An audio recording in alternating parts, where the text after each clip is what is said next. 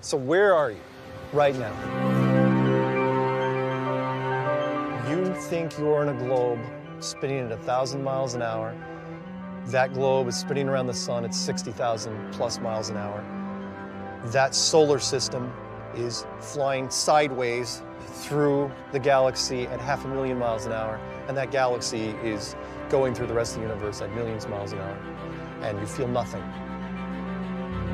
In reality, you are actually in a giant planetarium slash terrarium slash soundstage slash Hollywood backlot that is so big that you and everyone you know and everyone you've ever known never figured it out.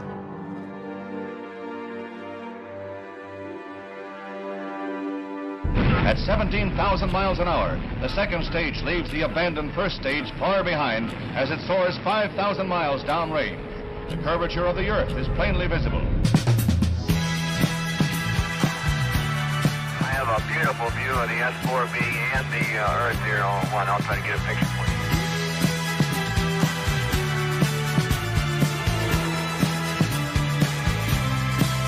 Our planet is beautiful. It's not really a planet. It's a great big plane. A strange message. The words Google Flat Earth were carved into Mount Rubidoux. How would you feel if I say there's absolutely zero real pictures from space? Flat Earth theory is actually getting pretty popular. My children will have to pay for the lies that NASA gives.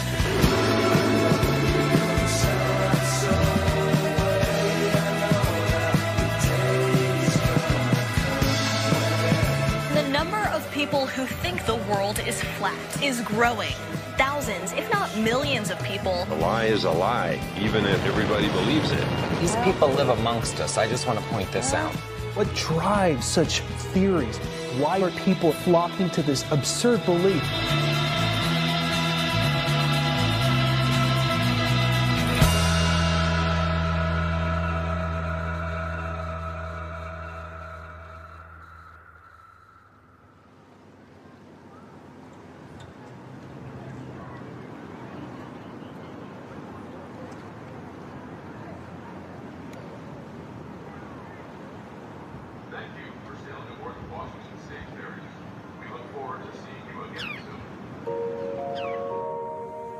Everybody's been fed, except now we've got, where's the silly chicken? Right there. Oh, having one of Mark's favorites. We're having iced applesauce with our... It's not. I mean, it was one of my favorites when I was young. Well, you like it now, too. All right, so what are we having? We're having chicken noodle soup, iced applesauce, and some rolls. Homemade rolls? Homemade rolls and homemade jam. He's spoiled. I don't deserve you. Okay, here we go. So Mark called and said that he was a member of the Flat Earth Society. Yep. And I said, oh, Mark, what are you on to now? How do you know it's a globe? Well, it's because you saw this. It's not like you've been up there in your Jetsons car. Nobody's got a spaceship. You've been looking at this for 30 years. Yeah, you can throw that away.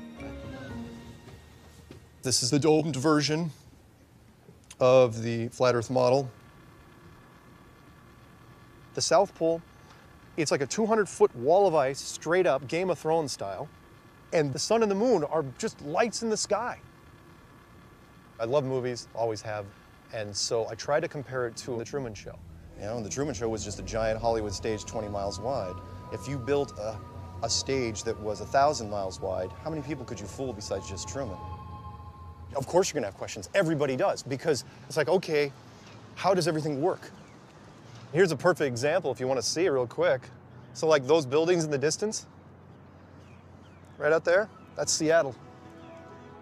You shouldn't be able to see it. There should be hundreds of feet of curvature between us and them. You should barely be able to see the tops of those buildings. When you're doing the curvature of the Earth, here's what the Earth looks like. And what we're saying is, and of course this is exaggerated, is that if you're here, eventually, if there's an object far enough, you won't be able to see it over here because the curvature of the Earth puts it on the other side of the hill. And you could say, oh, well, it's refraction, or it's atmospheric effects, or it's mirage. It's like, no. Not in every weather condition, not in every light condition. Science is having a problem combating what we're doing. Neil deGrasse Tyson, I hate saying his name, we call him he who shall not be named, says that it's a growing anti-intellectual movement which borders on the end of civilization and democracy as we know it. The Earth isn't flat. And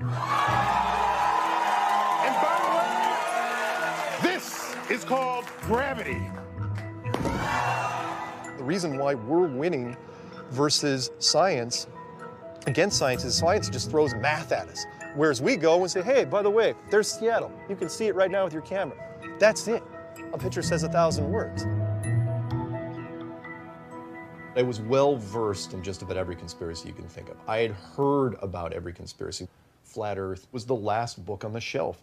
It was the DVD that somebody gave you for Christmas that you knew you were never gonna open because the title was horrible. It's like How to Make a Poop Sandwich, or Poop Sandwich Volume 3. But when you get bored enough with normal conspiracies, you're looking for something new. There was a certain novelty to it.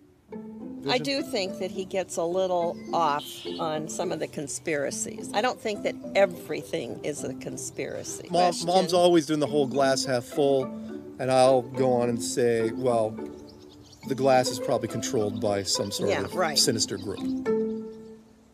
There was a German video, the guy was talking about flight paths in the southern hemisphere, how they didn't make sense. And then I stumbled across a video by Matt Boylan, and he was a contract artist for NASA. I guess this is a photo of the Hubble telescope taking a picture of itself. Unbelievable. Unbelievable. And at a high-level NASA party out in the Hamptons, they told him the GPS system doesn't work out in Antarctica because the world is flat. And they started laughing. And they all started laughing. And my superior had quite a weird smirk on his face. He was watching me to see how I would take all this. This is what it is. What do you think your first reaction is going to be? It's BS, no way. If you don't make fun of this the first time you see it, there's probably something wrong with you. I became a flat earther because I tried to debunk flat earth. Everybody that becomes a flat earther does the same thing. They say it's a stupid idea, I'm going to debunk flat earth, and then they get sucked in like the La Brea tar pits. When it came to this, I looked at it for literally 9 months before I finally turned around. The Jerry Maguire moment that I had, I remember the date, I remember the time, it was February 10th, 2015, 3 o'clock in the morning, 3:30 in the morning to be exact. And I woke up and I said, this is now gonna flip.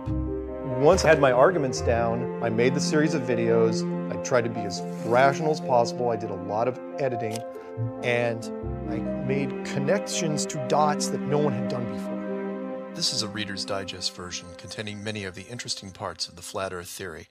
The first question is invariably, is this a joke? Because it's a joke, right? And that's where we start, because it's one of our two basic childhood facts. 1 + 1 = 2, and the earth is a globe. When I put the clues out, I partially thought that this whole thing was going to crash and burn, because I thought some guy with a master's in astrophysics or astronomy was going to call me up and say, you forgot to do this math, you forgot to carry the 2. And that's it, you screwed it up, you can shut down your channel now and everyone can go home. The first part of the clue is the utter lack of non-stop flights from anywhere in the southern hemisphere, or in the flat earth model, the land masses closest to the outer ring. So I spend day after day looking at the Plane Finder global map. I need to watch a few as they cross either the South Pacific or Indian Oceans. For the first 30, 45 days, I was just holding my breath. I wait for an ocean plane. And I wait, and I wait, and I wait some more. Hours pass, days pass, and no red planes to entertain me. And before I even got the first 5 clues out, people started responding to me. Someone said, I want to talk to you about this. In fact, it was a debunker site, a small-time debunker. We went into it, and then he started reviewing the clues, and next thing you know, he was on my side. And then another podcast picked up on him, and then it just started leapfrogging. And we have Mark Sargent. Your organization was amazing. Hi, Mark Sargent. Hi. Who better to bring on than our very up-and-coming, quick-rising star, Mark Sargent? Now I go into chat rooms and people freeze. Mark Sargent's here. So like, come on, just be normal, be cool. I didn't want to wake up and do this. It was something that just seemed to happen. I didn't choose Flat Earth. Flat Earth chose me. So I spend day after day looking at the Plane Finder global map. I need to watch a few as they cross either the South Pacific or Indian Oceans. I wait for an ocean plane. I first heard of people thinking that the Earth was flat, you know, in elementary school, but in the context of history.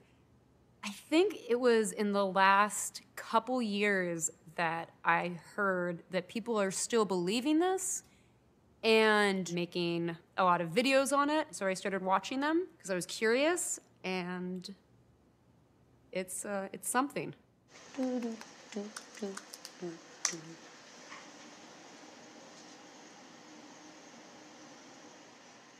Yeah, what's this guy doing? Seems to be going south. Where are you going, buddy? Where are you going, friend? Yeah, where's that coming from, if not the Southern Hemisphere? This is a very easy test to perform. I'm not sure when I first heard about flat earthers. It's probably about 5 years or so ago. Probably on the internet, I'm sure. I saw an article maybe 6 months ago. I found it fascinating, right? Because I'm like, if these people can pull it off, they're probably really, really smart. First time I ever heard about the flat earthers was, I think, when I was in space last, and I saw the stuff on social media. I can't believe I'm talking about this. How do flat earth theories make you feel, Leo?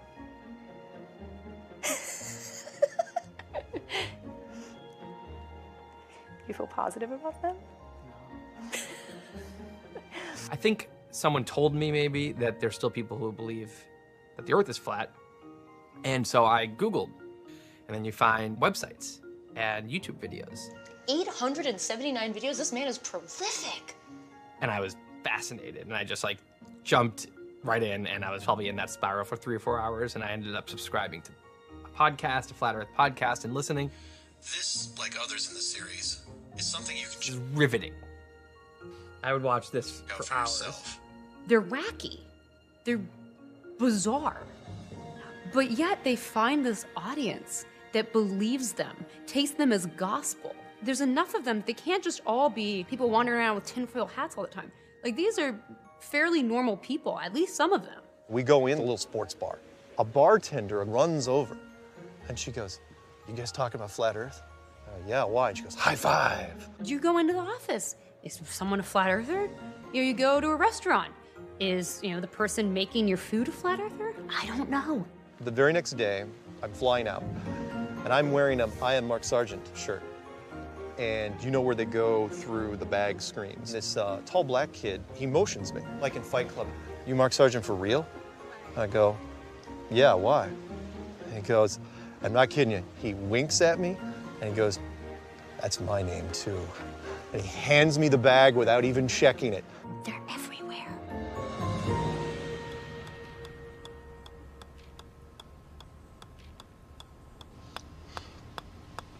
Alabama, Alaska, Arizona, Arkansas, California, Colorado, Connecticut, Delaware, Florida, Georgia, Hawaii, Iowa, Illinois, Indiana, Iowa, Kansas, Kentucky, Louisiana, Maine. 5 years ago, I started doing this whole brain power program, bouncing balls off hammers, working on my penmanship, working on my memory. Titanium, vanadium, chromium, manganese, iron, cobalt, nickel, copper, zinc. And about 14 months ago, my brain coach, Michael Lavery, said, "Nathan, you got to look into flat Earth." And then the more I researched it, and then I found out that it's actually the biblical cosmology is a geocentric cosmology. Then I realized why they're hiding the truth. It's because they don't want anyone to know anything. They want people dumb, blind, deaf to the truth, so they can inject you with their vaccines and their public schooling and this heliocentric model, which is basically forced sun worship. Did you know they made up dinosaurs? People in the school system to perpetuate this 6 billion year old Earth. Oh, wait, the math doesn't work out. 14 billion year old Earth. So I actually ran into a NASA employee at Starbucks, asked him why NASA means deceive in Hebrew. Technically, it's the word nashah, but it sounds so similar. You hate Americans? Is that it? Excuse me? Yeah. How the hell did you get that?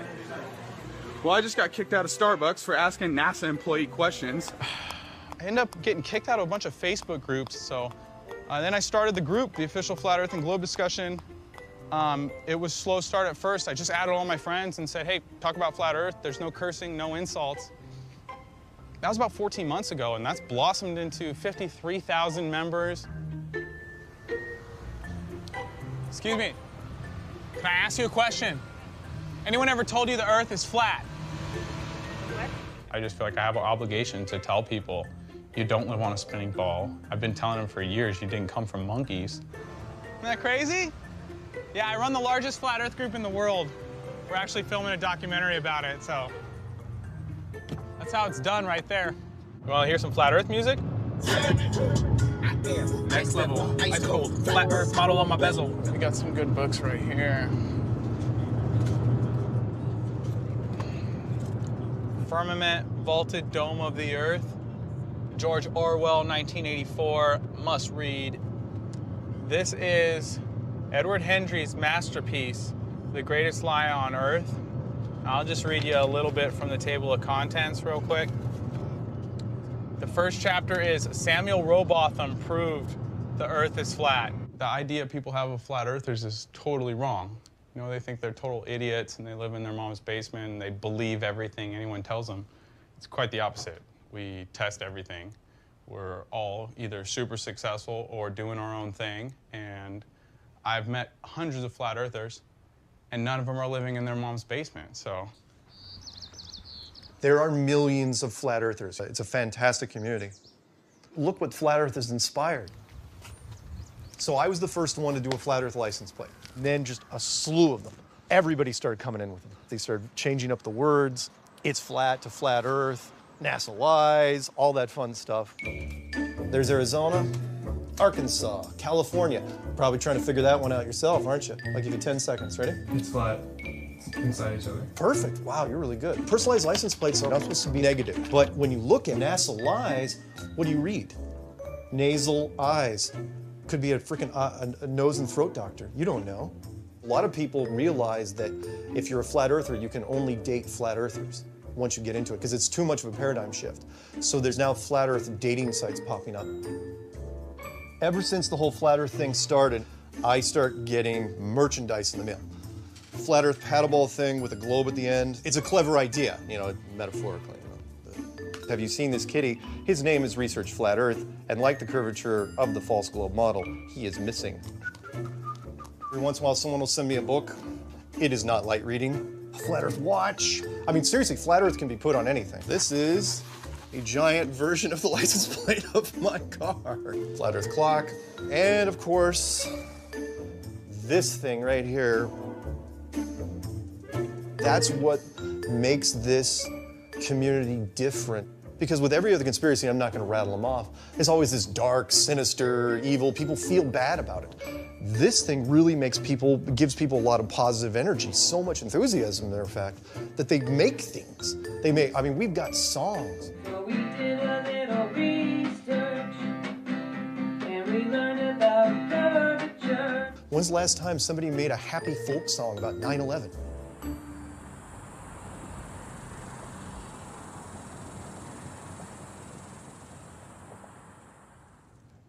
Greer? Well, I started in broadcasting, if you can call doing YouTube broadcasting, because my father owned a radio station. We've got the jukebox here that was in the lobby of the radio station when I was growing up. It's a 1973 Wurlitzer 1050. It is original, all original, except for the records, the 45s that are in it. Those are all my records. Morrissey, the lead singer for the band The Smiths, is very close to my heart. He was an inspiration to me when I was very young. The song Meat is Murder changed me to being vegan. He's not a flat earther, but there's still hope. Oh my gosh, I love cats. I don't know why I love them so much. They're beautiful and delicate and selective. Come on, that's good. I have a bunch of conspiracy books, a little vegan section. I have some books that are written by flat earthers, actually. Le Flat Earth. It's all the varying memes about flat earth. Zen Garcia, firmament, vaulted dome of the Earth. When I was first doing the Flat Earth stuff, Patricia comes on a podcast. She wasn't making Flat Earth videos. She wanted to interview Flat Earthers. She was like the Flat Earth reporter. Hello and welcome to Flat Earth and Other Hot Potatoes. Episode number 15, episode number 68, episode number 159. Mark, thanks for being here. Thank you very much for having me. I could not be more excited about being on this show right now. We started talking on Skype, and we'd have these marathon conversations, 3 and 4 hours long, and we just talk. What happened that day in Flat Earth, what had happened during that past week, anything involving any sort of conspiracy. And then I said to him one day, why don't we just do a show? And I jokingly called them The Secret Show. Where are you? She's late for everything. She's always late. 5 minutes. 5 of your... Oh, there he is. Hello. Hey. All right, you ready to go? Ready to go. Keep looking. Don't save the best stuff for the... save the best stuff for the show. That's what I meant to say. I know.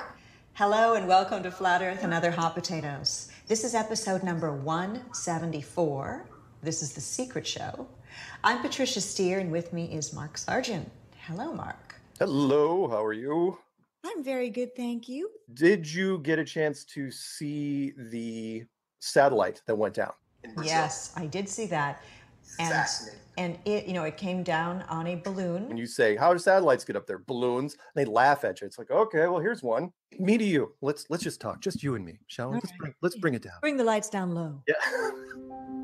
When we started doing The Secret Show, and even before that, we had a lot of chemistry. Within, I think, 2 or 3 weeks, she said, hey, thinking about coming down to Houston, visiting? Since I was thinking about anyway moving to Seattle, which had nothing to do with him really, might as well go, check it out, and meet up with Mark to see if there's anything there. A go-see, as you might say. She came up and we spent a weekend talking and comparing notes and just kind of getting to know each other. It was really great. I want to go again. You start with the mail, and I'll go in live chat and see if anybody's actually listening to this show except us. Something I think could have developed from that, to the point where we were kind of toying with the idea. She was thinking of buying in Seattle. I mean, she was seriously gearing up for this thing. It ended up that I didn't end up moving there. Things happened in my life with another romantic relationship. And then she moved to London for a year. A few red flags I chose to ignore. Now in retrospect, I see that I should have not ignored them. Something goes wrong and she turns around and hauls all her stuff, moves all her stuff back at an enormous expense. And her cats. How much it costs to transfer cats to another country? A lot. I know you love cats, but get different cats. Bro Sanchez says, y'all make a good couple. Quit playing. LOL. No. Look, there's a reason why we've done this show as many times as we have. Exactly. We are a couple of friends. We do have love for each other. I mean, I can't really speak for him, but I do have love for him. I've told him this. It's a love I don't really quite understand. It's not like platonic love, and it's not like romantic love. We're both in a cause together, and that is a kind of love. Of course, the big news for today is the Flat Earth International Conference. The community has grown to such a size that not only are we having meetups on pretty much every given weekend in any major city, but now we're doing an international conference, which is in Raleigh, North Carolina in the fall. So I'm going to be doing the keynote speech on the first day. 90% of the Flat Earth community are in the closet. But now we're almost to that tipping point because now there's celebrity references and there's mainstream media references. The sky is the limit. Probably literally. Ah, I see what you did there. When Mark said that they were going to have this conference, and I thought, oh, right. And I said, how many are you expecting? Thinking that, 300. Well, shoot. They've already got, 1,000? There's so many people that are excited. I mean, heck, the VIP thing sold out last night during my show. I cannot believe how this thing has expanded. If there isn't something to be said for it, then why is it expanding the way it is? Right. Kyrie Irving, who plays for the Cavaliers, he recently said that he believes the world is flat. Is that a subject that you covered with him? Were you aware of that? I wouldn't even know how to broach that topic. Hey, AJ, do you want to talk about how you think the Earth is flat? I do not think the world is flat. I'm just saying there's some stuff about it. How do people actually believe the Earth is flat? I'm stumped, Kelly. I don't know how people believe that. Round Earth or flat Earth? Yeah. Round Earth. Oh, okay. You just drew a divide between us. What is happening? Actually, no. Shaq goes the other way. Not debatable. It's flat. Kyrie, flat. Draymond, flat. What is going on in the world? I often like to say that if you gave me 5 or 10 minutes with you, I can probably tease out some belief you have that your friends would think that that's a little bit strange. We tend to form beliefs based on a couple things. One is our intuitions, just what feels right. Another is our subjective experience. For most of us who look out on the horizon, indeed, it looks flat. That seems like a reasonable thing. And so you ask, okay, well, why are we saying that the Earth's round? If you don't have someone who's going to give you a satisfying answer, you might well then try to find alternatives. It's what you can observe. You don't need complicated math formulas to figure out where you live. But the powers that should not be have told us so. And trust us, believe us. And we have. I did. We all did. Something that you see a lot in science is imposter syndrome, which is a phenomenon where the more you know about a topic, the more you feel like you aren't actually an expert. You feel like you can't possibly be an authority on this.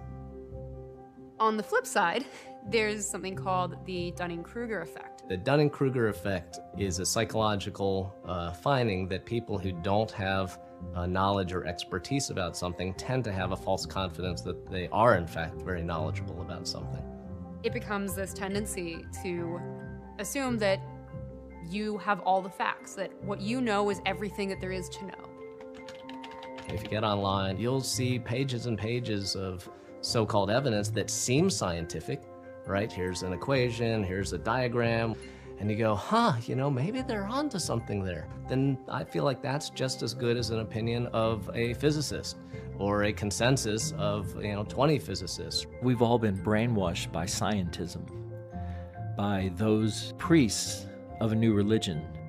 Science is just the search for truth, right? Science is a way of thinking, starting at I don't know, then chipping away at the I don't know through evidence with no motive on where it takes you. And you come up with a new idea, and the first thing that's gonna happen is 10 people are gonna try to figure out why it's wrong. Okay, it's called institutional disconfirmation. So when you have conviction, it's really well earned. So to have a vendetta against that is a little odd. Science should have wiped us out literally in the first month. And it's the exact opposite. We're not just winning, we're crushing them because they don't know how to address it. Because they're not convinced they can knock it out, they don't want to get into the ring. We've got questions out there which they can't answer. How much time do you have to spend on every theory that is out there, right? And many times, the things that we are debating are not even theories, either because they're not falsifiable, or sometimes they've already been falsified. Absolutely ludicrous what they're teaching. You can't feel any of the movement, and they think, well, we go faster than a bullet through space. I'd say take physics. I mean, that's just fundamental. I mean, if you're driving in a car and I throw a ball up and you go, where's the ball gonna come down? It's gonna come down in my hand. Okay, it's not gonna fly through the back windshield of my car. So are there any scientists that are in flat Earth? No, and they can't be. Once you get to a certain level of education, the education system more or less owns you. You're not allowed to do certain things. I mean, think of a teacher. Teachers have to get master's degrees. Yeah. So think of a normal educator if they came out and said that, no matter where they were. Have you had any educators come out? No. No.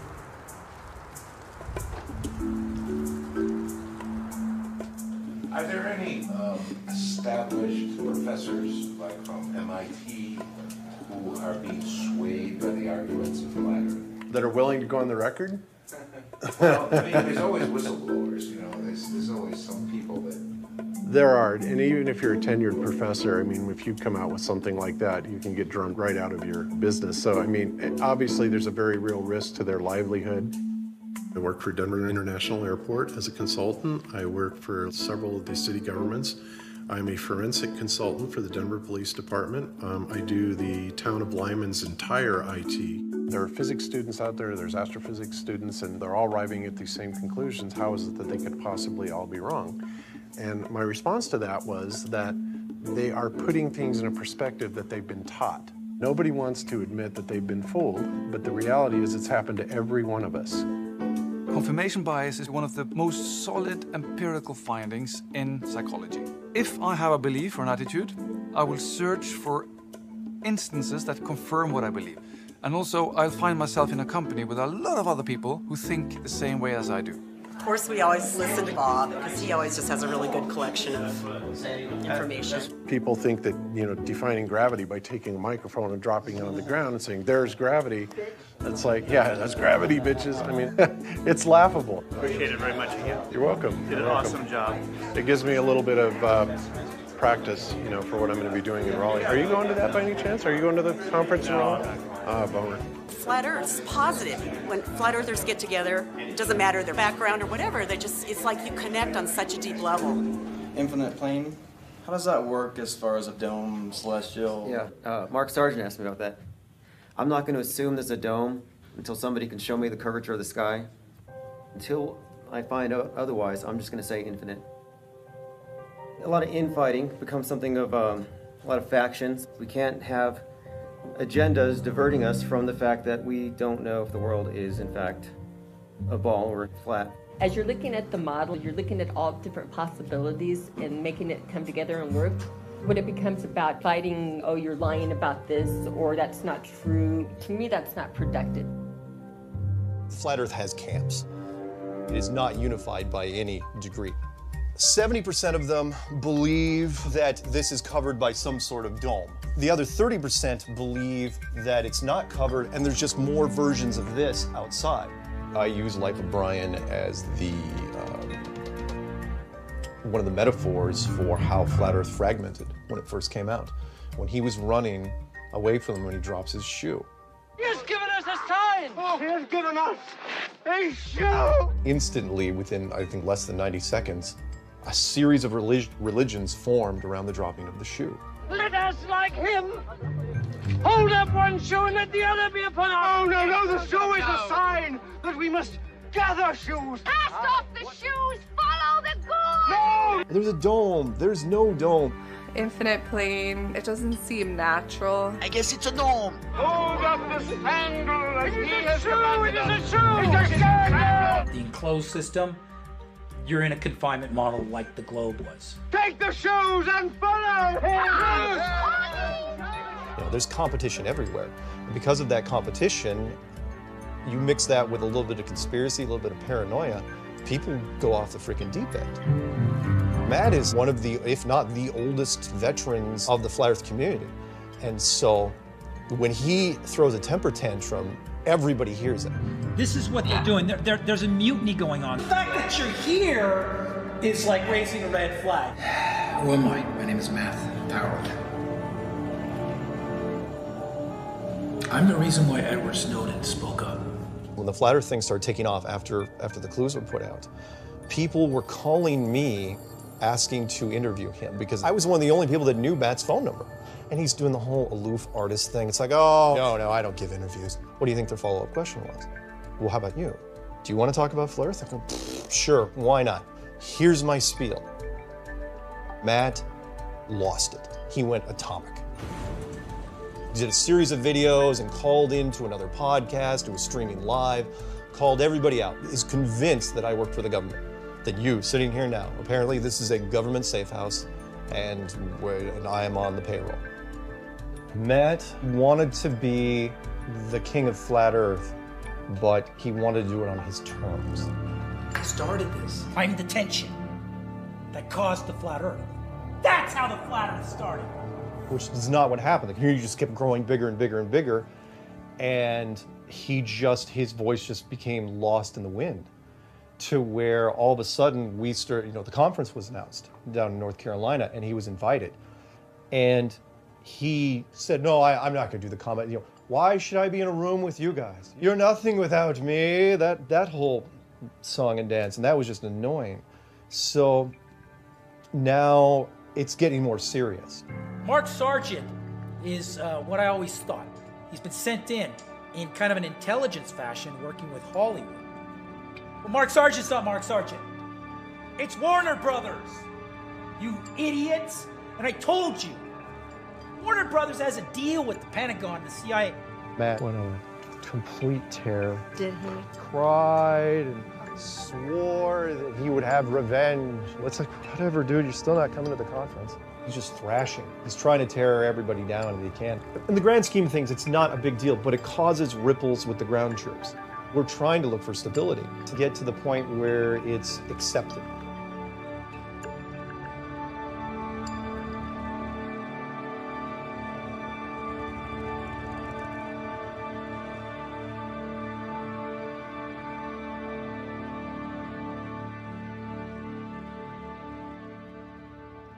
You cannot believe a flat earther theory without believing in some giant conspiracy.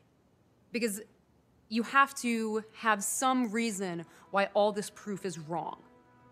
And if it's wrong, then it had to have been faked. And if it was faked, well, there you go, there's your conspiracy.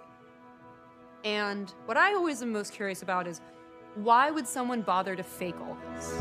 So when it comes to science, think of it this way. If you have 450 years of them showing you it's a globe, how much is that worth to them to keep it? It's worth everything. But then, Mark, you have to go, who was behind the whole thing? I mean, that's the... I know. I wish I was in a conspiracy. That seems so exciting. I wish that I was getting paid off. I really do. When I was in space, I got paid extra. $5 a day. That's how rich I got. Well, I think of all of these conspiracies or belief systems as a spider's web. And from what I can see, the flat earth is the center of it all. If you can start getting a conspiracy theory into someone's head, it's amazing how suddenly everything seems this way. They, the powers that should not be, are doing whatever they can with the vaccines, with the GMO foods, with the chemtrails. The transgender push in the media, that they're trying to turn all the guys into girls and girls into guys. Even the fear that there will be hijackers taking a plane and putting it through a building. By the way, I don't believe there were planes through buildings. They seem to have to tell us and disclose to us what they're doing through media, movies, TV shows. Who do you think are the real controllers? I don't think there's anybody who knows who's at the top of the control grid. Some people point the finger at the Jews. Some say it's the Masons. The Rothschilds and the Rockefellers. Jesuits, Satanists. The Vatican. Yeah, ultimately, the Vatican. There's bad people in all of those groups, and probably pretty normal people in all of those groups. Although I don't know if there's good Satanists. Anybody who you can see or you know their name, they're merely a front for, you're never gonna know who the real controllers actually are. Oftentimes, it actually starts with conventional wisdom isn't to be trusted, governments aren't to be trusted, scientists aren't to be trusted. And when you start with that premise, then you can get into all sorts of corners. And I think what's really scary is what they're actually doing isn't just hiding the flat earth. It's the fact that they're still doing human sacrifice and blood rituals. What source do you trust? Myself.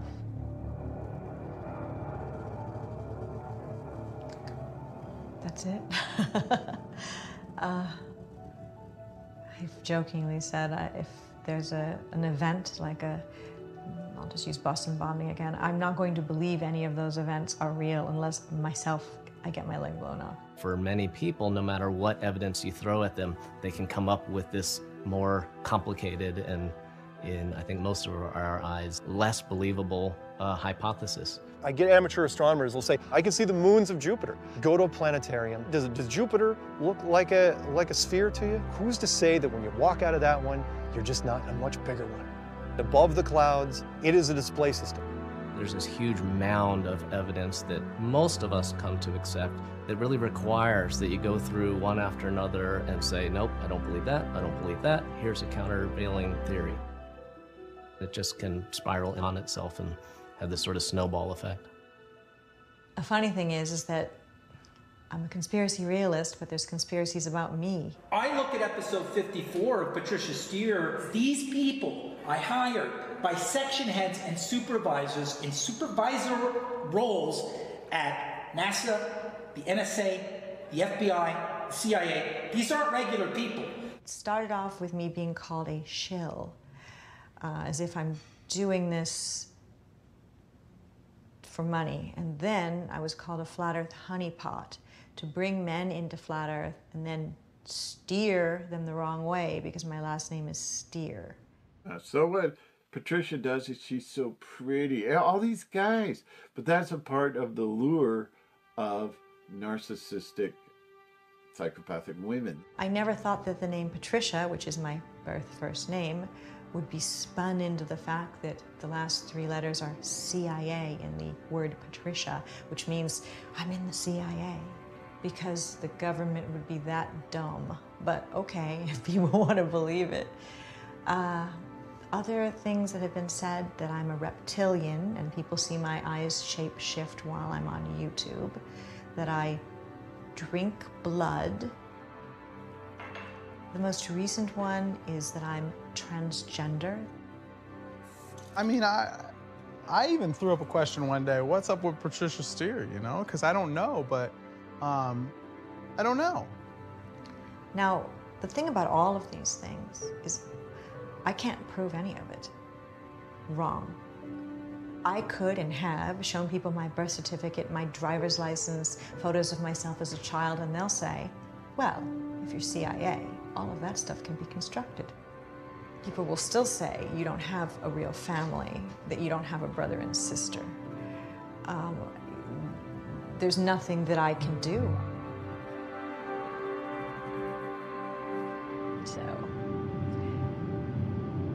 anybody can believe whatever they want to believe about me, but I wonder if in their hearts, people who do that know they're lying, or are they so conspiratorial that they actually believe it? Then it makes me worry about maybe things I believe in. Am I like another version of them? But I know I'm not.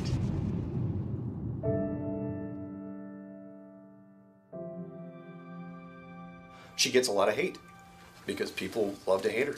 She's become the villainess. In this I gotta ask you, what's up with all the animosity? All it is competition. That's all it is. You watched some Matt stuff. Yeah. Matt was the same. Okay. He actually called the conference Shillfest 2017. Mark, you'll be right here. Cool. Can you say something? Testing 1, 2, 3. It's just weird how, like, all of a sudden, this whole movement of people believing in the flat Earth, just if you look on Google Trends, it's like spike. We actually broke 1 million videos, physically 1 million videos, which is a lot, which means you're never going to get through them in your lifetime. Yeah. But if you type flat Earth into YouTube at the beginning of 2015, you came up with 50,000 hits, roughly, right? Search results. Okay. If you type it in this morning, I think it was at 19.3 or 19.4. I hadn't checked it since I got here. 19.4 million. It feels like it's part of something bigger.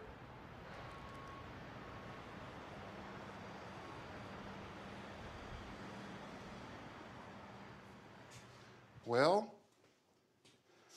here it is, my 4 years of my life. I call it my flat earth rider. It's all electric. I love to work with wood, so decided to cover it in exotic hardwood. I'll get behind here, you can see me on the camera. The famous ride. Oh wow, it goes.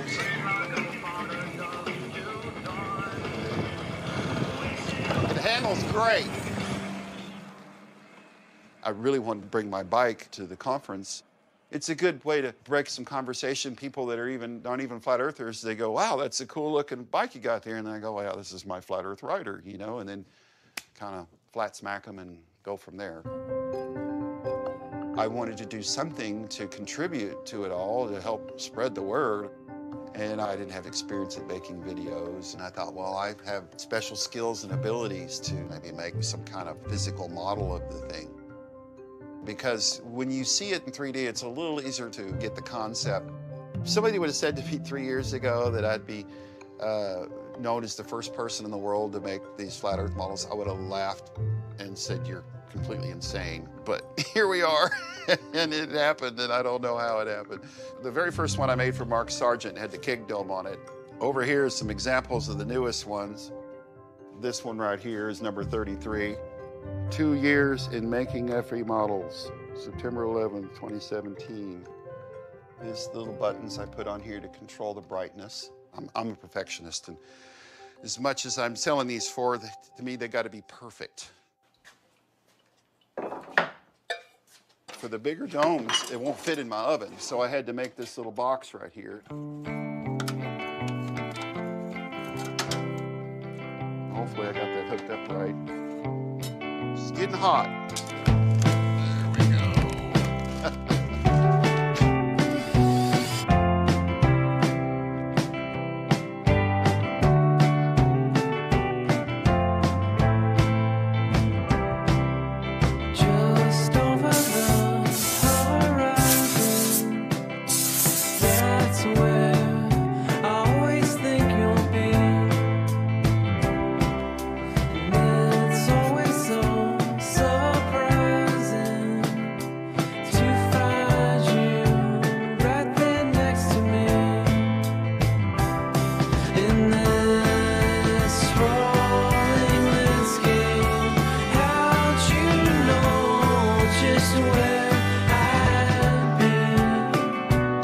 Mechanism right here is 21 parts. And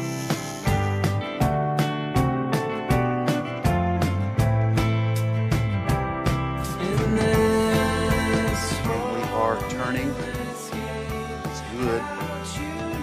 And it's working. That's how you do it.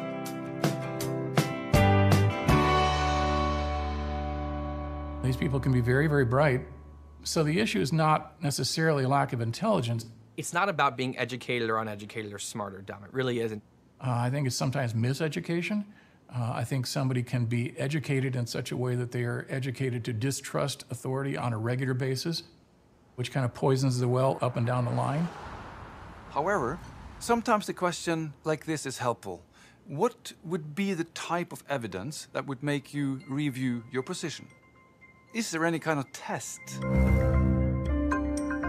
I started a channel called Globebusters. Really the goal was at the beginning was I wanted to be shown proof that the Earth was a ball because I was shocked to not find evidence. And then I was like, Bob, do you want to do like a weekly show? This is where I broadcast the Globebusters show from. We do our show once a week, every Sunday. We are a grassroots group of engineers and scientists. We have done several experiments that show the Earth as flat. I mean, I think that the scientific method is the best way to get to the truth. And I just want to feel comfortable in things that I believe. The difference between being skeptical about something and being in denial is very subtle but very important, right? Someone who is skeptical is willing to test their own hypotheses, their own assumptions. They are actually looking for the truth, even if it turns out that they were wrong. Recently, we carried out an experiment to test the rotation to the Earth. If the Earth is spinning at one rotation every 24 hours, that means that every hour it has to turn 15 degrees. And if the gyroscope is mounted anywhere on Earth, it's going to drift. In today's 21st century navigation systems, they're using what's called a ring laser gyroscope. It is extremely precise. If we could simply get one of these ring laser gyroscopes, we would be able to prove once and for all that there is no rotation to the Earth. One of the people in the community actually purchased one for $20,000. You start at point A, and then you do some kind of process of collecting evidence, of thinking, or whatever you want, and you end up at a conclusion, point B, that you believe is true, okay? Science is the arrow. That's all science is the arrow. Science is a process to get to conclusions. But what we found is when we turned on that gyroscope, we found that we were picking up a drift. A 15-degree-per-hour drift. Now, obviously we were taken aback by that. Wow, that's kind of a problem, right? But there's a whole other way to think, which is that you start at B. You start at the conclusion, and you say, I have to find evidence that shows that this is true. You're not looking for data to try to prove you wrong or refine your position, right? You're trying to look for all the data that proves you right. You'll cherry pick until you find evidence that appears to be an arrow, a logical arrow to your dogma. We obviously were not willing to accept that, and so we started looking for ways to disprove that it was actually registering the motion of the Earth, and that it in fact was registering the motion of the sky. So the next thing that we set out to do was to encase the fiber optic gyro in what's called a zero Gauss chamber, to see if we could actually shield the energies being generated by the heaven. And we were unsuccessful with that, unfortunately. So the next thing that we're going to try is encasing the entire apparatus in bismuth. If everything works well, I'd like to release it at the conference. If there's not anything that you can say, anything you can show me that could make me believe, oh, I guess I'm wrong. It's not falsifiable anymore. It doesn't make any sense for a scientist to argue with that kind of thinking. There's no point. We have been able to prove other aspects of it, and so it's not unreasonable then for us to continue claiming that the Earth is flat.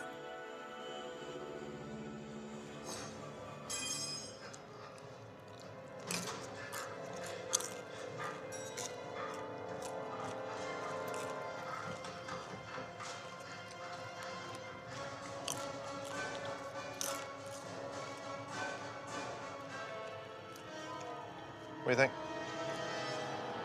Popcorn's great. Why am I in Houston? To court Patricia Steere, no. When she was up in Seattle, we went to the Seattle Museum of Flight just to go into enemy territory. It has a sizable space exhibit. So we did a live stream and it went very well and no controversy. We weren't thrown out or anything. And we thought, there's one down in Houston, Houston Space Center. It's like, all right, fly down. We're going to NASA to get indoctrinated. Yeah. I'm scared. Hold me.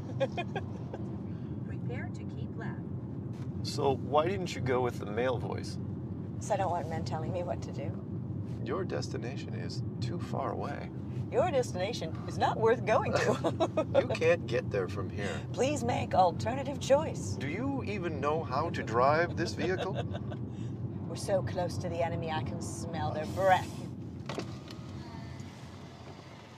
Hello. I love the music in the background. Okay. God bless America. We're ready to go live once I hit the go live button. It might take a while because we may have a bad connection. We're live. Hello, we're here. It's Patricia Steere and Mark Sargent. And hello. We are in Houston, Texas at the Houston Space Center. This museum that we are in will probably be a mix of real and fake. What do you think? Well, it's going to be mostly fake. You've got Angry Birds in space endorsing this. NASA's now taking co-sponsors. It doesn't even really look like the moon. No, it doesn't. This is what NASA is reduced to. Their costume astronaut suit with a broken watch strap. Okay? I think we're winning, people. Wow. Mark's going into space. At least this is free. There's the curvature of the Earth. I've been brainwashed. And I keep hitting this button for splashdown sequence and nothing happens. Capsule into the ocean. Start. Yeah. So this isn't working. It's not even working. So there's a broken watch on one of the astronauts. There's this broken. Yeah, this is broken. The Orion simulator is broken. It costs about $30 to get in per person, give or take. Everything is run down. Everything's worn. Everything is kind of broken. Chris Pontius could teach this place how to make things. Highlight of the whole thing. Look, Ma, I'm an astronaut. You guys look. I can understand why this part is It looks like free. it's a barn. Empty. There's one car in the lot. You know what? That's not the door to enter. Come on. I'm going to try it. Of course. It's going to try it. There's no way. It opened. This is it. This is the entry. This is the entry. Whoa. Okay, this is impressive because of magnitude of size. Wait. We're the only ones here. Does everyone see how big this is? We're the only ones here. I'm going to say something that's never been uttered in any NASA facility ever. Oh, I can't wait. The Earth is flat! And it echoed. That was brilliant. What you're looking at is part of the greatest science fiction story ever told. What if mainstream science figured out that the world was not a globe? So you create a rocket program to take the picture, to even fake the picture, they had to discontinue it before the technology, way before the internet was created, way before HD technology was created. You make it seem like it's just not that big a deal. So someone just made that? Mm-hmm. They took. Yeah, from yesterday.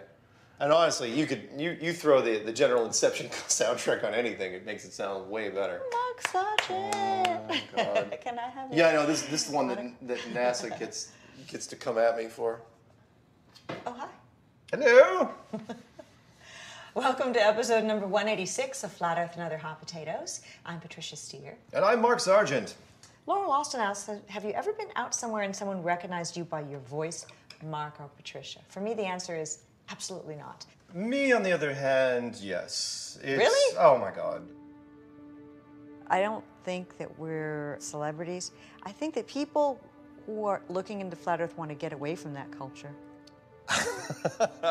No, it's good. No, it's a safe answer. I'm going to take it a little different direction. I don't think I'm a celebrity, but yet when I go do public functions, I run into people that do the deer in the headlights. She's just staring at me, and I go, what? She goes, you're Mark Sargent. I go, yeah. She goes, I didn't know. I was like, oh, seriously? And she was, yeah, and she had that whole thing. That must be a very pleasing feeling because you've affected her life. Being on with me doing The Secret Show has made your face more recognizable. And being on with you on Strange World was sort of a way that people got to know me a long time ago. So we've been having a lovely symbiotic relationship. Like a whale that has those smaller fish on it that like eats all the algae in the gills. Boy, I better be the whale in this story. The international conference is only about, 6 weeks away. So the first day, she's going to be on a panel, and then I am doing a keynote speaking event. And then the second day, the last event, really the last event of the conference, Patricia and I are going to be hosting the Video Awards show. But I don't want to go, can I just stay? You had a nice time, right? I did have a nice time. Yeah, I had a great time too. It was pretty fun. A really nice time.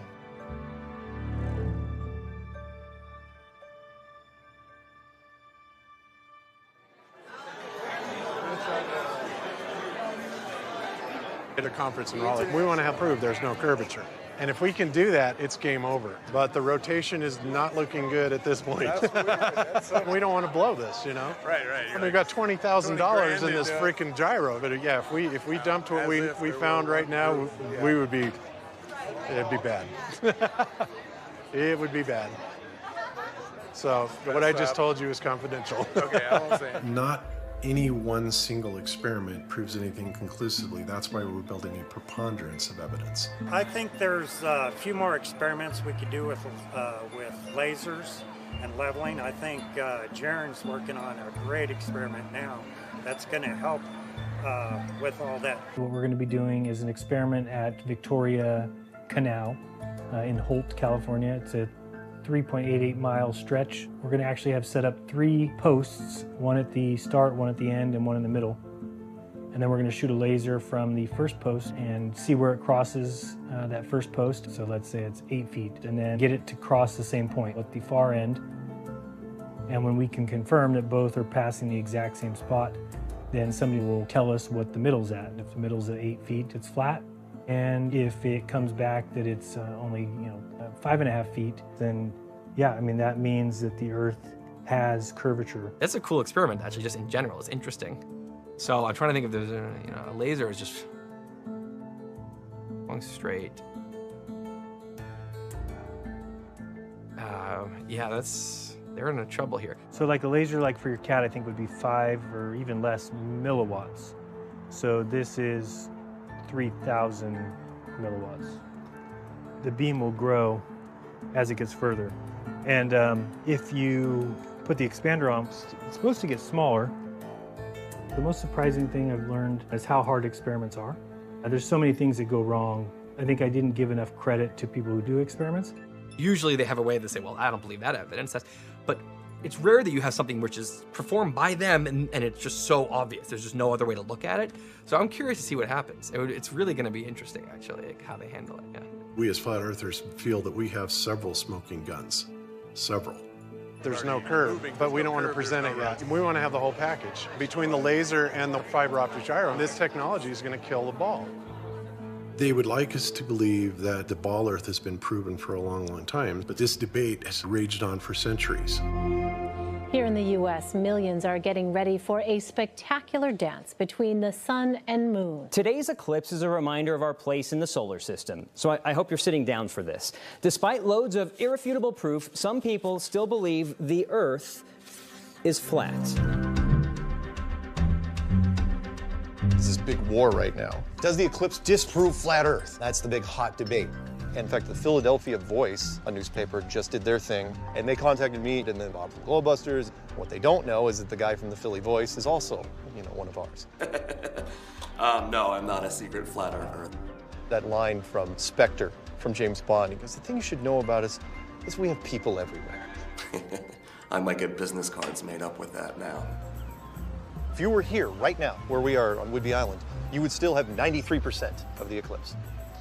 To get that extra 7%, we got to drive 3 hours and face a mob of Woodstock proportions. Is that worth it? No, not in my opinion, but we're going to be representing and putting the focus. All we have to do is get the attention of people. Okay. Love you. Love you. All right.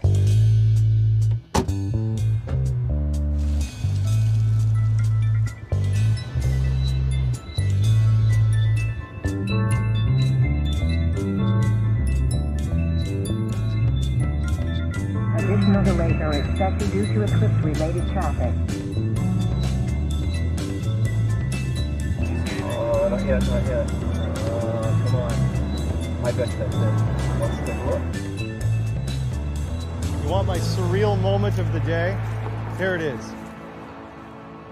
2 years after I make Flat Earth Clues, here we are on one of the biggest freeways in the United States, on the biggest eclipse in 100 years. We're flashing Flat Earth messages. And I had nothing to do with it. This was done by a completely different Flat Earth chapter, and the fact that I'm saying Flat Earth chapter like it's a thing is amazing. I love Flat Earth. I love them.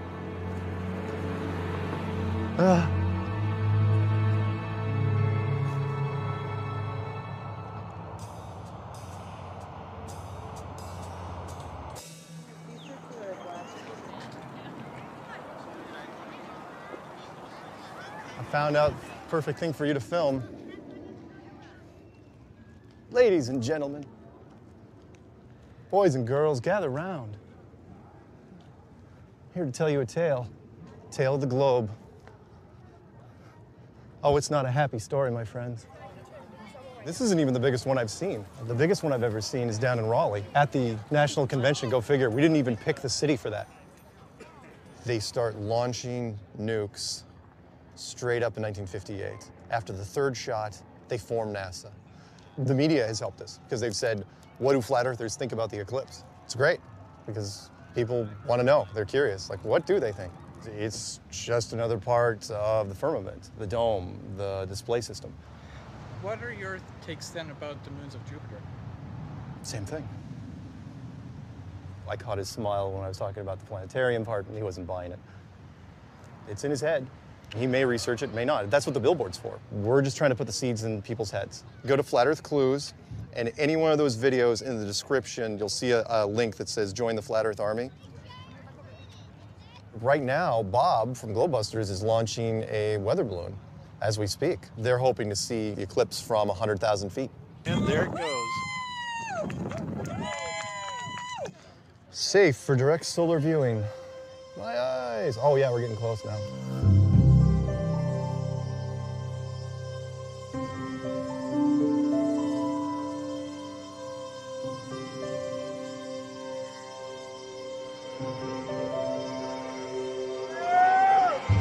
Here it comes.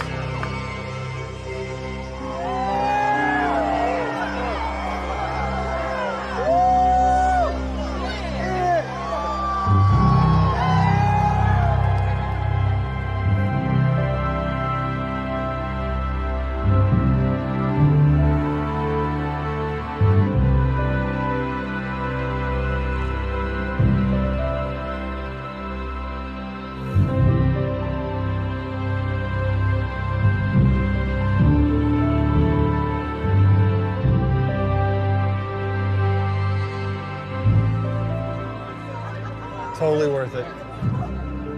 Worth it. Worth every second of it. So glad I'm here.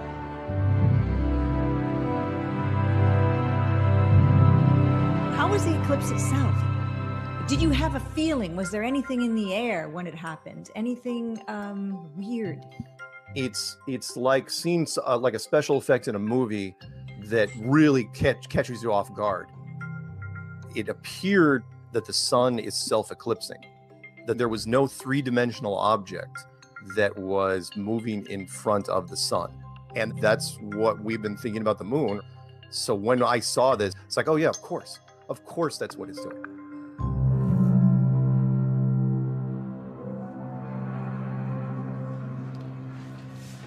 New York Times, Seattle Times.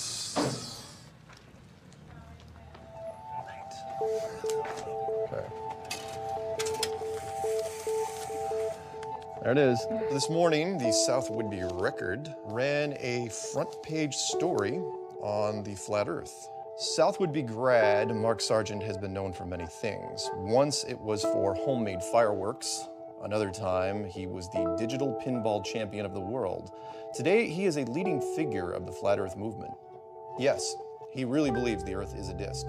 Then on the inside cover, you actually have the editor's column, and he only wrote one thing this week called, "The world is not flat, the news isn't fake."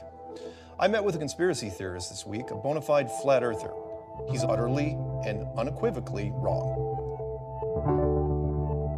So why promote a theory the vast majority of people find ridiculous? I haven't told a lot of people that this is what Mark is into, because I'm thinking they're just going to think we're screwy. I don't want to put you on the spot, but like, do you agree? That the Earth is flat? Yeah. Well, I'll tell you what, I want to see that it is proven that it is not flat. So that's kind of where I'm coming from. Well... Good answer. I didn't even coach her on that one. No, and I will tell you, since we've done this for what, 3 years? Two and a half years. Not even. And my prayer has been continually that truth will be revealed. All of us have that tendency to want to connect to people around things that make us unique. One thing we know is that human beings feel very threatened when we feel that identity being taken away. Joining the club often comes as a relief because they can finally identify with other like-minded people. For the first time, they're not different and no longer alone.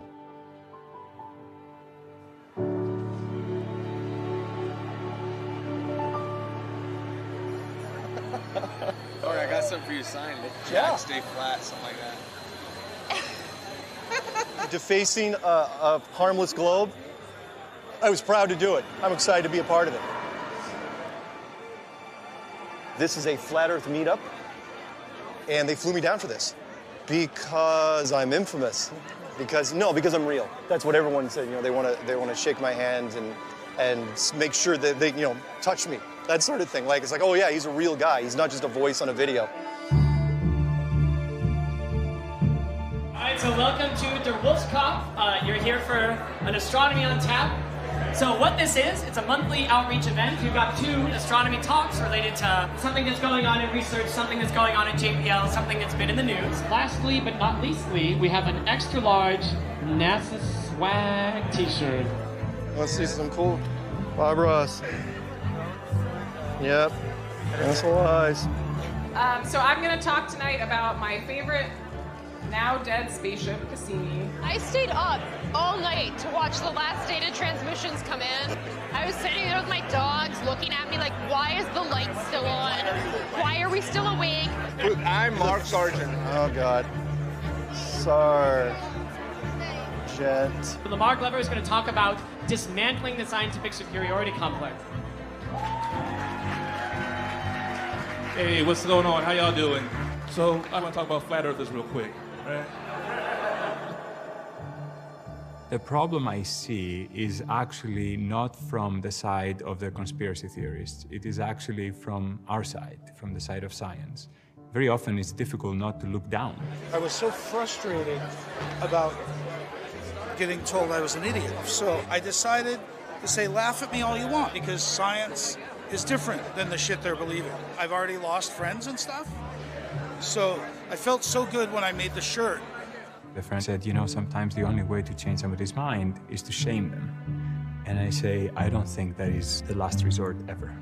This is the same as saying that if a kid doesn't get a particular subject, it's not your fault as their teacher, it is their fault. I do not believe that. It's just that you haven't developed your empathy to be able to see from their point of view where they're getting stuck. We can't blame it all on people just being delusional or the C word, which is the crazy word. I think a lot of times we say crazy, and it's a scapegoat, it's an umbrella term, right? How many people in here have been called crazy before? I've shared it with my mother, my daughter, 2 guys who I was dating who didn't want to date me anymore after I told them about my belief in the flat earth. You know, I have 4 children. My sons are grown. Them and their mother, who's my ex-wife, kind of think Dad's a little gone off his rocker. I just finalized the divorce. I no longer speak to my parents, my brother, or anybody else other than people that are interested in doing truth research. The worst case scenarios, you just completely push these individuals at the fringe of society, and then society just lost them. And you would say to yourself, well, why would you pursue something if you're going to have a falling out with your blood relatives? What's important is truth. People give you strange looks, that's fine. If you're not hurting them, let them think what you want. They're just asleep, going through life. They're just background noise. I do find Mark to be a hero, but you're so lovely for doing that for everyone, and it is so touching. But give me a hug. It just, give me a hug. You're laughing. No, but I mean, I decided just to give it to you. No, you don't have to give me this. Yeah, give me the pin. I've got apparently a swag bag that's happening. Do you get lots of stuff? Not as much. No? Not like this. Truthers, flat earthers, anti-vaxxers. When we leave people behind, we leave bright minds to mutate and stagnate. These folks are potential scientists gone completely wrong. Their natural inquisitive and rejection of norms could be beneficial to science if they were more scientifically literate. Let's take the metaphor of argument is war. One side wins and the other loses. If my opponent feels he's better than me, that's intolerable to me. So I'll not listen to what he says. Already when he's talking, I'll be planning my counterattack. Another way of thinking about it is, let's go and explore together. And this exploring together takes us to another place than argument. So every flat earther shouldn't be held with the contempt, but serve as a reminder of a scientist that could have been, someone that fell through the cracks. And we as ambassadors of science are called upon to do more, right?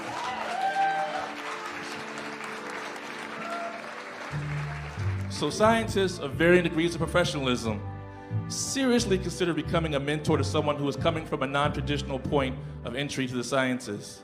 If you're not willing to engage with them, you can't expect them to change. You just hope that they will meet you even halfway, but often when you push them to the corner, it takes a lot of effort for them to even move one step towards you.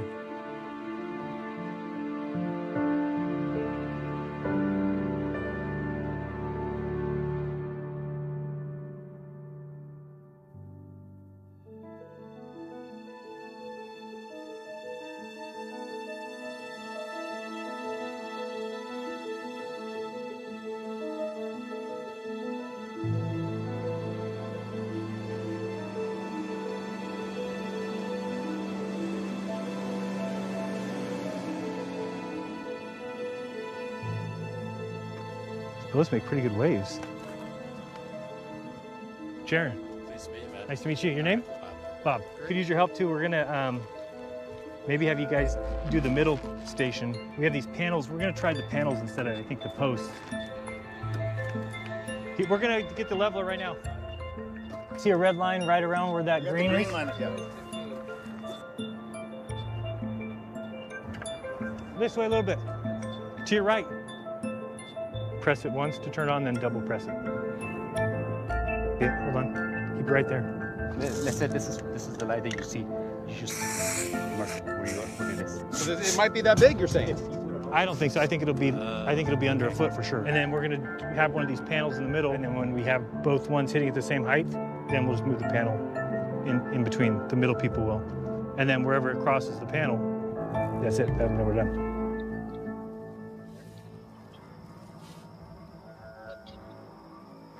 Okay, where's the... We're ready. I got a big beam, so you're gonna see it. I just wanna make sure you can see it. Yeah, I can see it, but it's kind of high. It's high. Yeah. There? Or go up a little bit. Up a little bit. Up a little, he said. There. There? Yeah, just keep it up. Keep it there. Yeah, right about there looks good. You got it? I think the beam's gonna be too big, though. We want you to narrow the beam. Beam. Okay. If it's too big for us, it's going to be way too big for them. Absolutely. Okay. Tell me if the beam gets smaller right now. That's what we need. Okay, tell me if it gets smaller.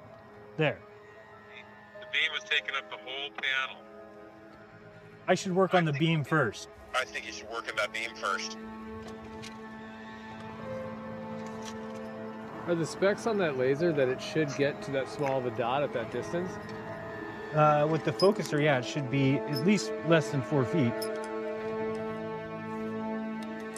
Okay, I got it on a pretty tight beam, so I'm gonna try and find you right now. Okay, I see the light. Yes, I definitely see that. There we go.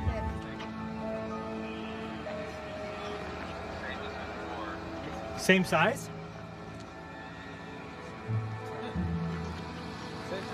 Thanks, you too. They're all leaving. So. Yeah, that's okay. I don't mind. But we should leave. You too. Take 2 hours. I know. Home. I know, but I'm not gonna just... You have to figure out that laser. Yeah, I know.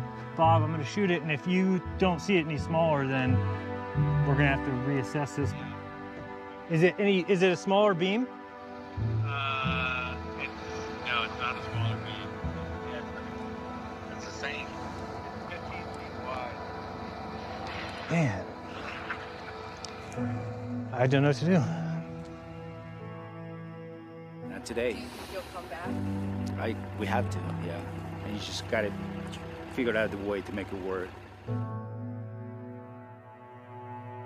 Well, a sellout crowd is expected in North Carolina this weekend for, get this, the Flat Earth International Conference.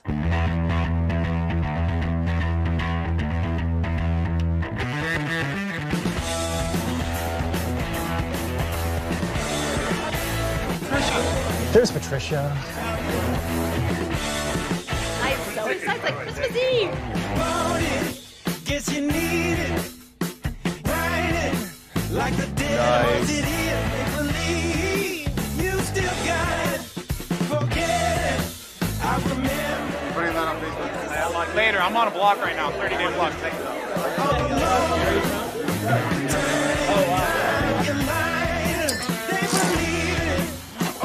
Still can't believe all this is really happening.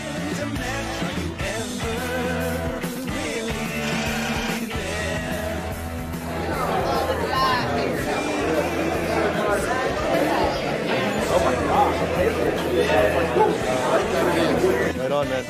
Good Plat. You know, there's only a couple people that have the blackout shirts. Yeah. Of course, I was there. You're hot potato. That's me. Yeah, this is Hollywood for her. Well, in a way, for me too. Are we twinkling? There we go. I drove 1,150 miles yesterday, so... I traveled from Ireland then to Iceland.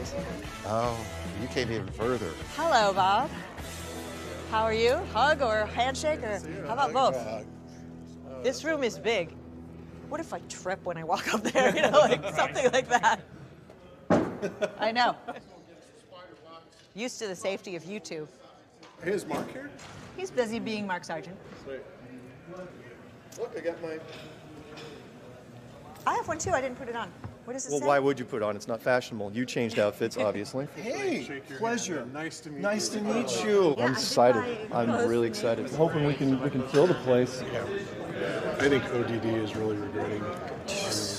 And I told him, I go, the idea of Mark and Patricia as operatives is laughable. I mean, and nothing against you. I'm just saying, that's so I get it. ridiculous. You know, It's like, come on, man. I still don't believe it. Hello. Anybody going to the Flat Earth Conference? Okay, first off, they're not at a real Flat Earth Conference. That's more a military play using Hollywood assets, which explains why Dennis Luca, who's playing the character Mark Sargent, owned by Joe Reel or Ralph Reel, if that's his real name, has access to interview people in the Air Force and the military. So it's like, so you think I'm a guy named Joe or a guy named Dennis? I said, look, I checked out Mark Sargent, I did the forensic analysis of it. I'm telling you, what Mark is saying is true. Now the sad part of this is that a lot of people bought a ticket, and they said there's no refunds. So if I were to put out a video exposing Mark Sargent, well, they keep the money.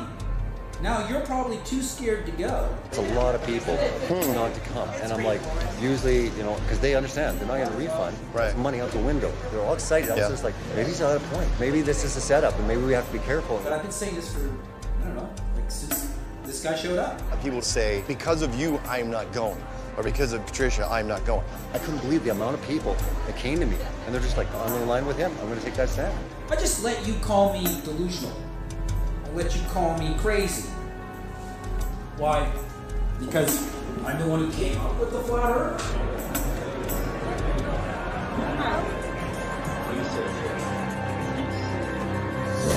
Cryptos Media proudly presents the first annual Flat Earth International Conference.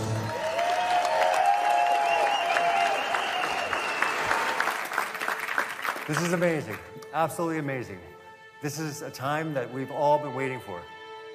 This is now becoming something that cannot be ignored.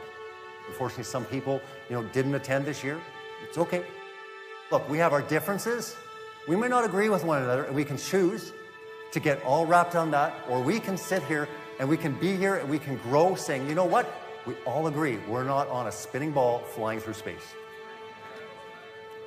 This will continue to grow. This will get bigger and honestly change the world.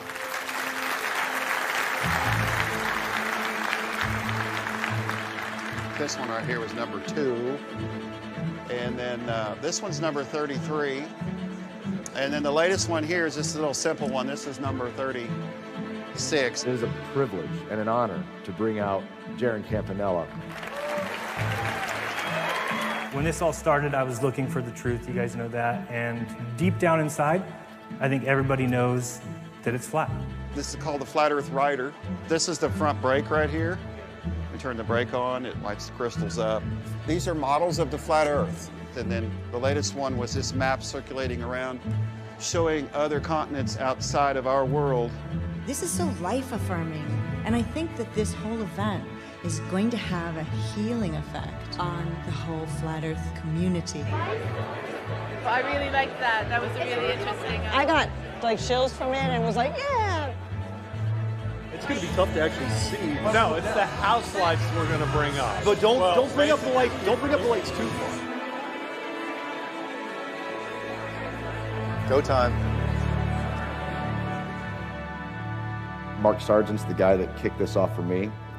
For me, it was the second video, and I'm sure a lot of people can relate, was the infamous Flat Earth Clues. I click on that video, and the first words I hear, this is a Reader's Digest version of the Flat Earth theory and some of the more interesting topics. I hear a lot of things about Mark Sargent, but one thing I can say is that Mark Sargent is one of the hardest workers in Flat Earth.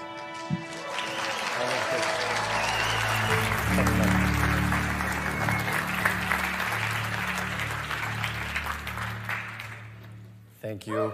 Thank you. Love you. Love you. And I'm trying not to get emotional here because it's such a great, amazing thing to see everybody. I love the Flat Earth community. That's no lie. I love you, excited person over there. But let me be clear. I am not the father of Flat Earth, all right? All I did was walk up to a door that was already there, point at it, and say, hey, I think there's something very interesting on the other side. Right? And all you crazy people, you had to poke your head inside and take a look around. Now, here we are, 2 years later. You've taken this further than I ever would have hoped. For that, I'd like to give you my deepest and most sincere thank you. So, microphones, questions. How long do you think it will take for this to be taught alongside the globe Earth? I think we're almost at the critical mass point, and the media here proves that. Within the CIA, who actually implanted you within the community? Just kidding.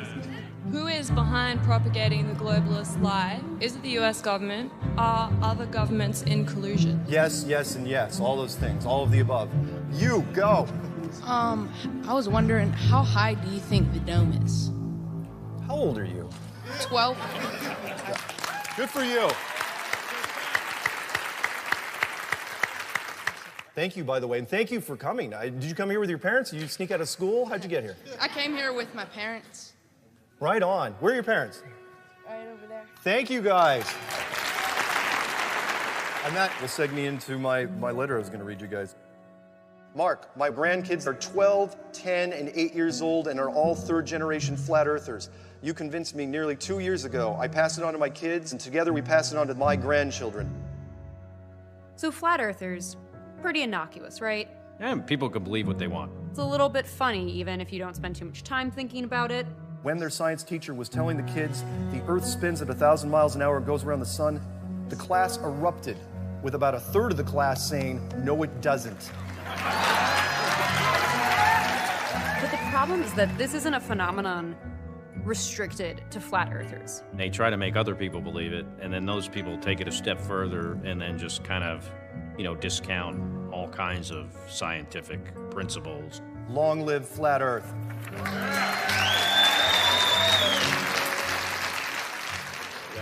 Cool. Thank you. Hey, very welcome, man. What is it that you want them to take away? Question everything. Don't assume anything when it comes to what you're told. If you're wrong about this, what else do you want to, revisit? Evolution? The Big Bang? It runs the gamut from people that are anti-vaxxers. Denial of evolution because it conflicts with the Bible, for example. And all of a sudden you get people that maybe work in our government that don't believe what 97% of all climate experts say. And so they're making uninformed or poorly informed decisions. And that affects all of us. Especially with social media now. There's a lot of information out there. And I know YouTube, they'll say YouTube is full of rabbit holes that don't go anywhere. Land of right now, everybody's like fake news, fake news. Fake news, yeah, of course. If you have a growing section of the population that doesn't know how to think critically and doesn't know how to evaluate expert resources, they're going to be very easy to manipulate. Why not raise the money and do an exploration and find the edge of the earth? Oh, spoilers.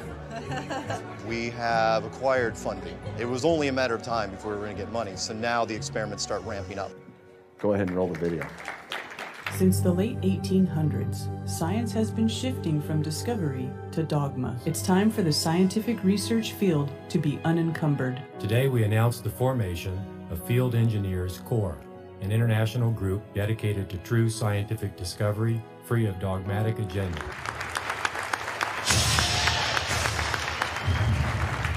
This is going to be the chance to do our science and present it to the world. We will experimentally show that there's no curvature to the Earth, there's no forward motion to the Earth, as well as the energy that's coming from the stars and the sky is rotating around this plane at about 15 degrees per hour.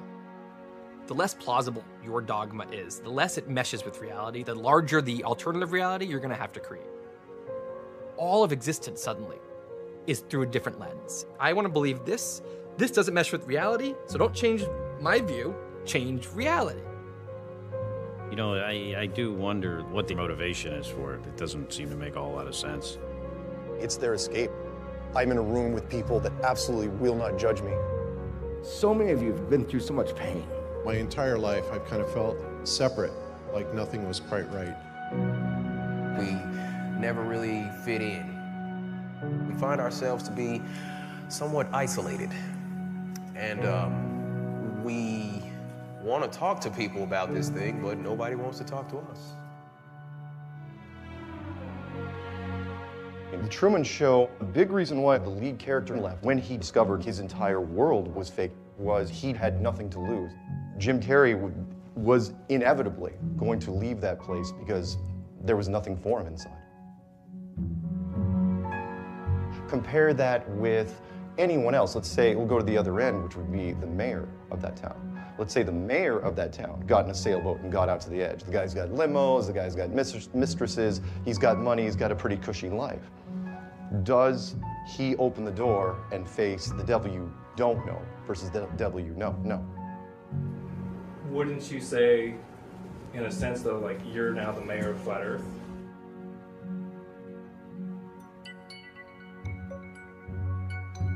Say you lose faith in this thing. What then happens to my personal relationships? And what's the benefit of me of doing that? Will the mainstream people welcome me back? No, they couldn't care less. But have I now lost all my friends in this community? Yes. So suddenly you're doubly isolated. If I tried to go, there would be so many people. They would come and say, don't do it. And so I couldn't leave if I wanted to. It becomes a question of identity. Who am I in this world? And I can define myself through this struggle. This is somewhat of a battle, more or less between good and evil. We're actually very special, and we start to realize that there is a purpose to our life. You're a force to be reckoned with, so we need to take you seriously. Then that makes you the protagonist. And it's very enticing. Once you get into it, it feels great to be the underdog protagonist in a Disney movie. Everything you do is justified. And when people mock you, well, that's because they're evil. When people try to prove you wrong, when they do prove you wrong, you quickly say, well, there you go. There's the evil. You know, no one's Ursula in their own story. We are changing the world. We are making history. This is what you've been waiting for. You're not alone. You're not this little speck of dust flying through space at incredible velocities. You are the center of the universe, as a matter of fact. You are the star of the show.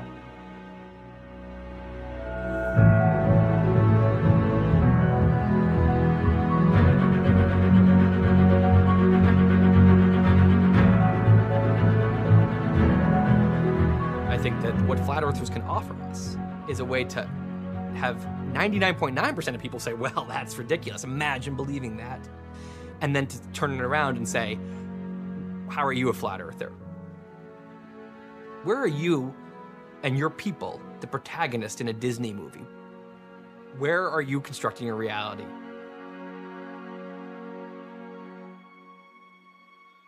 Somebody asked me, what if it turned out wrong? What if it was wrong? What if would you feel this sense of guilt if all of a sudden it was proved to be a globe?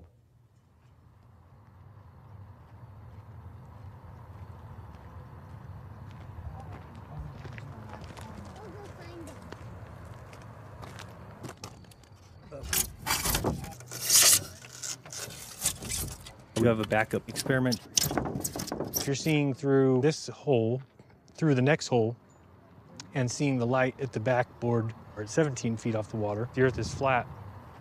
If he's holding it up at 23 feet high and we're seeing the light, well, that's because the Earth's curved. So I should only be able to see it when it's at 17 feet. Okay, go ahead and drive down there, Enrique. You're going to hold the light there.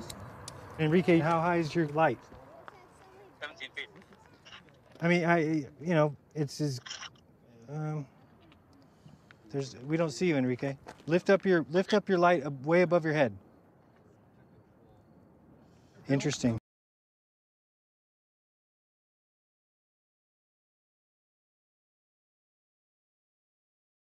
The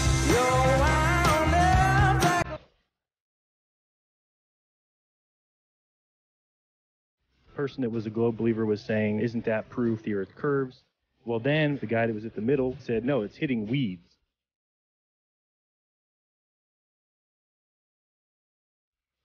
It's a trial and error basis, and you're right. I absolutely love the video that you came out with, talking about the Monday morning armchair quarterbacks.